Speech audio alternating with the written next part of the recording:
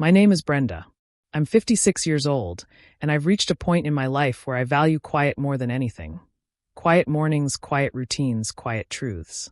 I learned a long time ago that loudness isn't strength. The strongest things in life tend to move silently. Time, grief, resilience, and sometimes even betrayal. When this story begins, my marriage to Thomas had settled into a comfortable rhythm. 6 years together had created habits that felt steady if not always thrilling. He was a kind man, not perfect, but gentle in the way men sometimes become after life humbles them. He worked long hours as a project manager for a construction firm, and I worked in community administration, a job where you quickly learn two truths. People lie more often than they admit, and paperwork rarely does. Before I met Thomas, life was quieter in a different way. Lonely quiet, not peaceful quiet. I spent nearly 10 years caring for my father through illness after illness. By the time he passed, I had learned to fill out medical forms in my sleep and navigate legal documents with more confidence than any attorney I'd ever met. When he left me a small savings account, I did the only thing he would have wanted. I used it to build a life. I added my own savings, took extra shifts, and bought a 2-bedroom apartment overlooking a little park. That apartment was my anchor. My first space that was entirely mine. Thomas knew that. Or at least, he had known it when we married. I told him about the sacrifices behind it, about the grief it represented, about the independence it symbolized. He listened, held my hand, and told me he admired me. And for the first few years, his family seemed to admire me too. But admiration is fragile when entitlement grows. His family, particularly his mother, had a way of speaking as though everything connected to Thomas automatically extended to them. It began innocently enough, little comments, subtle phrasing, passing remarks. I brushed them off at first. After all, families often say things that are more aspirational than literal. I tried not to read into every word. But one evening changed that. We had invited a few of his cousins over to celebrate Thomas's promotion. I remember hearing his mother's voice echo from the hallway during her impromptu tour of the apartment. "This is the family's investment," she said, gesturing around like a museum curator. "We're very fortunate Brenda found such a good place before joining us." Joined us. Investment. Her words were deliberate, heavy with ownership she had not earned. She didn't look back to see if I heard her. She didn't have to. She knew. I stood still for a moment, a dish towel in my hands, feeling a quiet shift inside me. A flicker of something I couldn't quite name yet. Irritation? Warning? Recognition?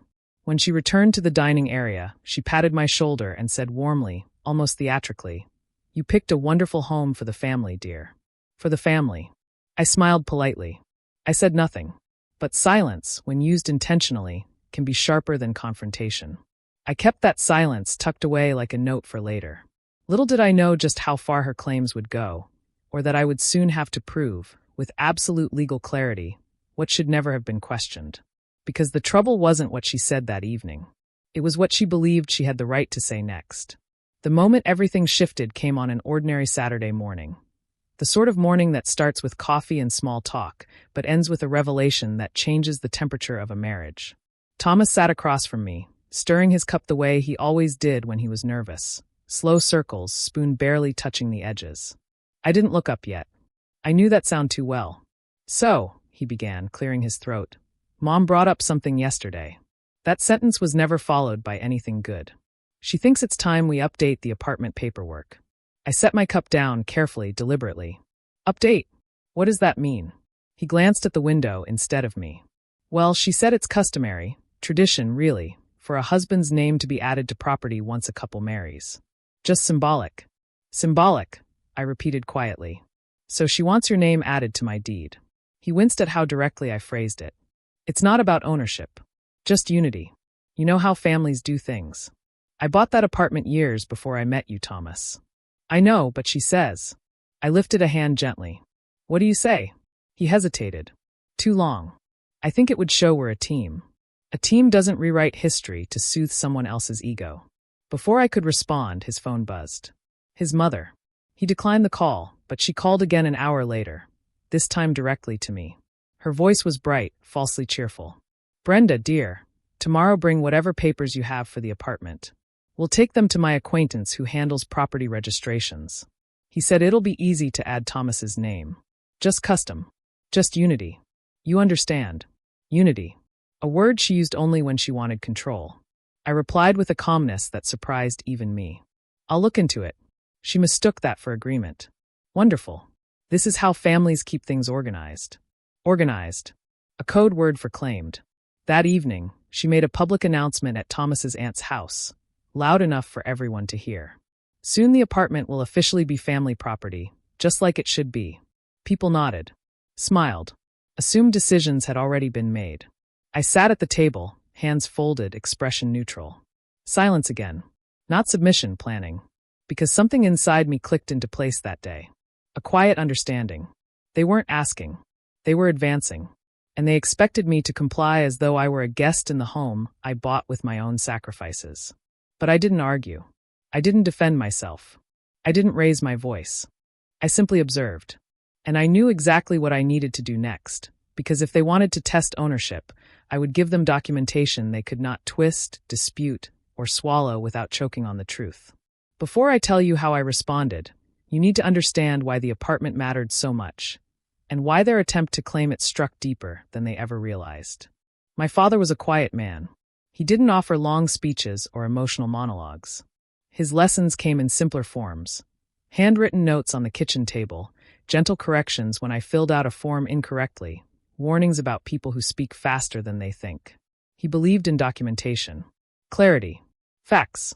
People forget their words, he used to say, but paper keeps its memory. When he got sick, I became his advocate. I learned the weight of signatures, the power of notarization, the absolute necessity of accuracy. I navigated endless medical files, insurance arguments, and legal protections. And when he passed, the apartment became my first step toward a life I had postponed for too long. Every tile, every light fixture, every stack of mortgage payments carried the imprint of that journey. So when Thomas's family tried to claim the apartment, they weren't just challenging ownership.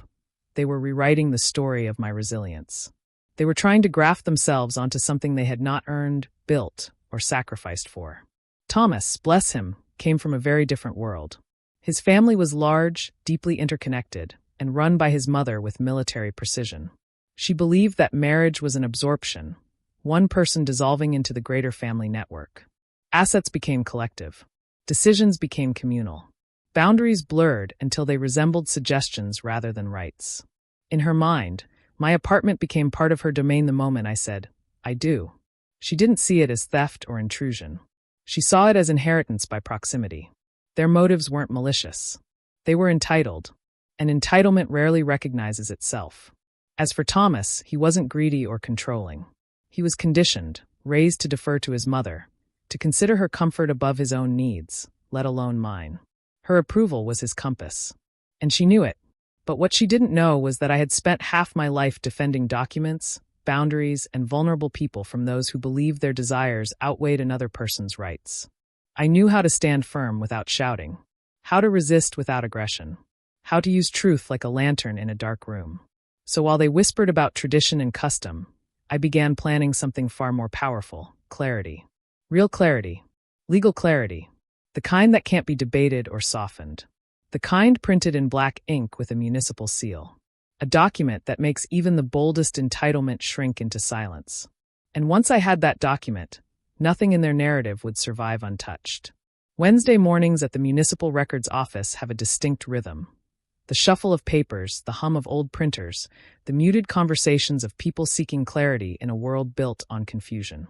It was a building I had walked into countless times during community work. A place where truth existed in drawers and binders, waiting to be requested. I arrived early, carrying my folder like a shield. The clerk behind the counter, an older man named Harris, looked up and recognized me immediately. "What brings you in today, Brenda?" "Work papers. Personal business," I said. "I need a certified copy of my property deed. Complete registry record. All pages." He raised an eyebrow. "All pages? You planning to go to court?" "Not unless someone else insists on it." He let out a low chuckle, tapped his keyboard, and printed a request slip. "Sign here. I'll pull the file." As he disappeared into the back, I tapped my fingers gently on the counter, feeling not anxiety but certainty. Certainty that whatever happened next, I would not be caught unprepared. When Harris returned, he handed me a thick envelope stamped with the municipal seal. "Certified today. Everything's in order." Everything was indeed in order. My name, my signature, my purchase date, the financial records, the mortgage clearance, all predating Thomas by nearly 10 years. I thanked him and went home, laying the documents across my dining table like a map of my life. I photographed each page, scanned them, saved them in 3 separate folders, and printed duplicate copies. Years of administrative work had taught me to protect truth the way some people protect their jewelry. That afternoon, my phone rang. His mother. "Brenda, dear," she said warmly, "don't forget to bring the deed tomorrow. My acquaintance says he'll make the process simple." "Ah, the process." "Her process," I replied calmly. "I'll send you something shortly." She sounded satisfied, unaware of the shift already in motion. Good. Families should keep everything transparent. Transparent. She had no idea what real transparency looked like. I ended the call, opened the email draft I had prepared, attached the certified deed, and typed one sentence. One sentence that held the weight of a decade of sacrifice. Then I reread it, steady and composed. And pressed send. The truth was officially delivered. What they did with it was their own reckoning. My message to my mother-in-law was short, pointed, and entirely devoid of emotion, because truth doesn't need decoration. I attached the certified deed and wrote, "This is the only name that matters." I expected an immediate reaction, but what I got was silence. A long, pulsing stretch of nothing. Then the typing bubbles appeared. Then vanished. Then appeared again. Her uncertainty was almost palpable. Finally, her reply arrived. "I don't understand what this is supposed to mean." I wrote back, "It means the deed is complete. My name is the only legal owner. There is no need to add anyone." Her tone sharpened. "That's not how families operate. I was only trying to help." "Ownership isn't a family activity," I replied. "It's law."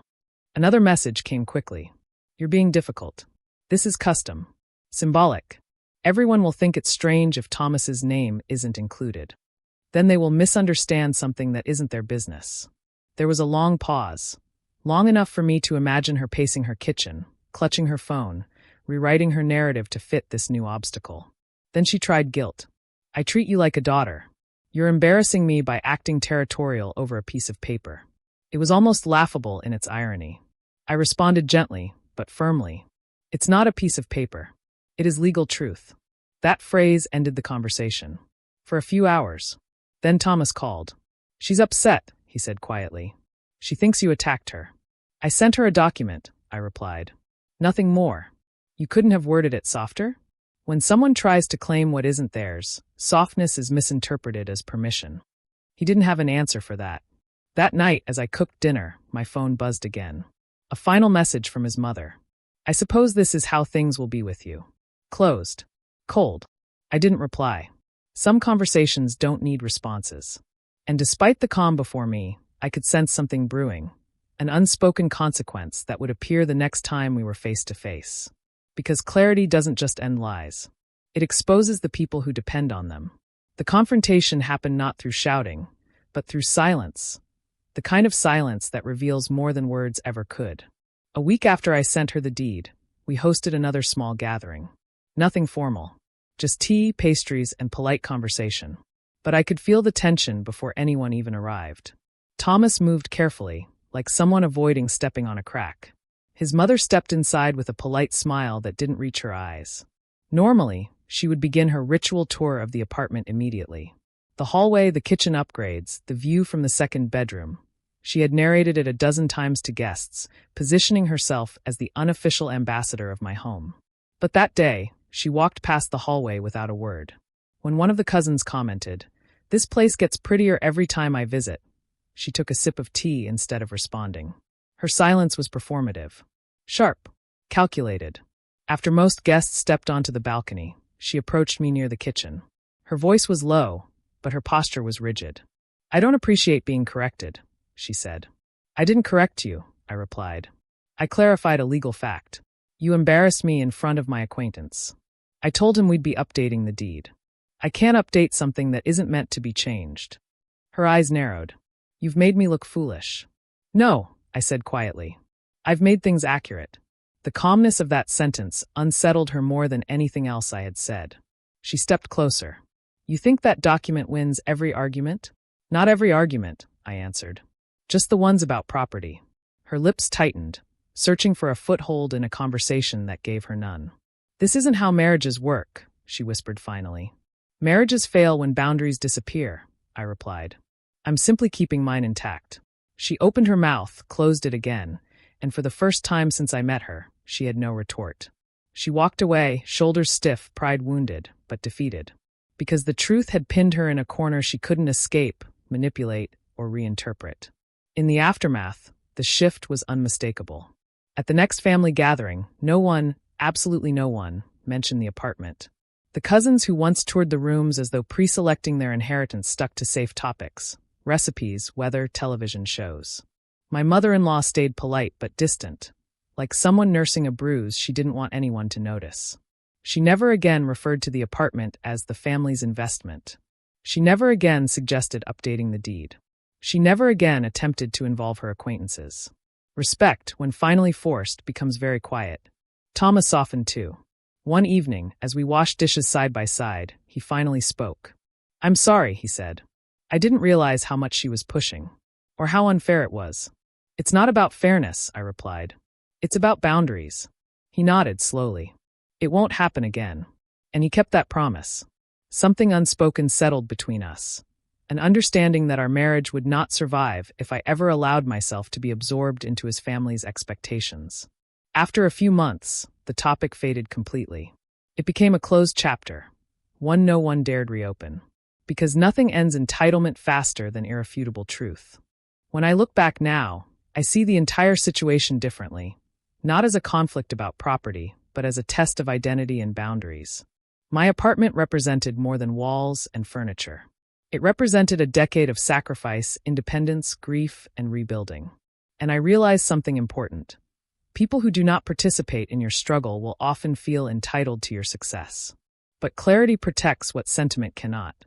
I didn't need to yell. I didn't need to fight. I didn't need to win anyone's approval. All I needed was the truth. Documented. Certified. Unshakable. That deed didn't just defend my property. It defended the woman I had become. A woman who learned that peace without boundaries is not peace. It is surrender. Today, my mother-in-law treats me with a careful politeness she never used before. She learned her limits the day I sent her that deed. And in her silence, I found a peace that was finally earned. If my story teaches anything, let it be this. Respect is earned, not inherited. And no one has the right to claim what they never built. Tell me, would you have sent that message too?